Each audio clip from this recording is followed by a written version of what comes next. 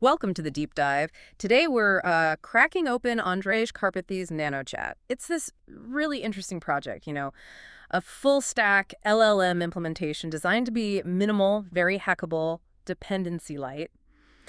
And the big claim, the sort of hook, is it's the best ChatGPT that $100 can buy. Yeah, that's the marketing angle, and it sets a pretty clear goal. Yeah. NanoChat aims to give you the whole blueprint. Everything. Pretty much everything. Tokenization, pre-training, fine-tuning, inference, even serving it up on the web. Yeah. All designed to run, end-to-end with minimal fuss. It's setting a kind of baseline for these accessible micromodels. Okay, so let's get practical. That $100 tag, it's catchy. How does someone actually run this? The quick start seems simple. It is, yeah.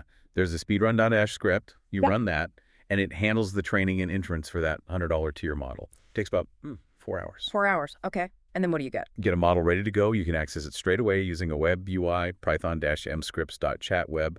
Looks a lot like ChatGPT. Right, but hang on, 4 hours on what kind of hardware? That's the catch, isn't it? That speed run is benchmarked on an 8x100 node. So yeah, enterprise-level hardware for the training sprint. So the $100 isn't the hardware cost for training. It's more like a conceptual budget for the model's capability. Is the clever part minimizing the training time on expensive hardware? Exactly. It's about efficiency, getting the most bang for your buck out of those high-end GPU hours.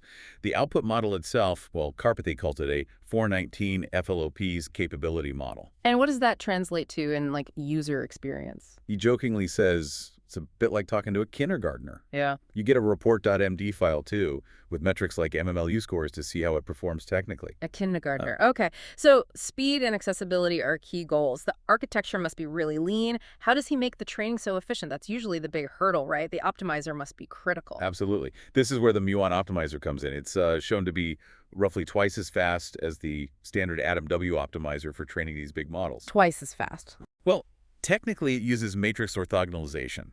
The key idea is preventing the model weights from learning too much along just a few dominant directions during updates. It keeps things more balanced. It forces a more disciplined update process, like spreading the learning out. You got it.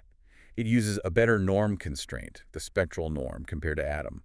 But, using it at scale isn't just plug and play. Needs some tweaking. Right. You need to add things like weight decay and carefully adjust the update scale for different types of parameters. Keeps everything stable and consistent across the whole network. Okay, that covers training efficiency.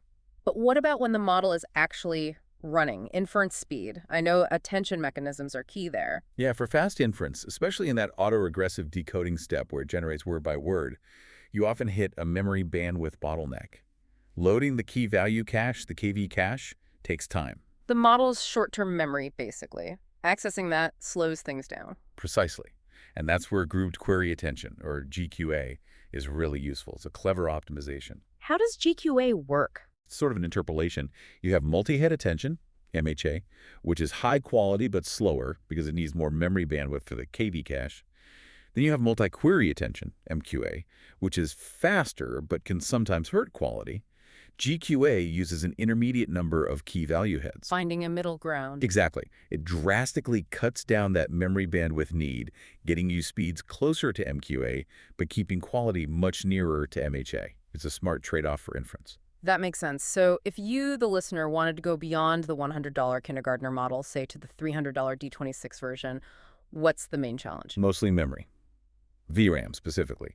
If the bigger model doesn't fit on your GPU, the main thing you adjust is the device batch size. Just lower the batch size? Yeah, drop it from, say, 32 down to 16 or 8 or even 4 until it fits. The system compensates by doing more gradient accumulation steps. Essentially, you trade parallel processing for more sequential steps. Okay, wrapping up then. We've seen these big efficiency gains, Muon for training, GQA for inference. How fast do you think this kindergartner model grows up? Is truly capable AI on a consumer budget getting closer because of optimizations like these? It feels like the pace of optimization, especially for efficiency, is just incredible right now. These techniques are making previously out-of-reach compute levels much more accessible. The kindergartner might learn faster than we think.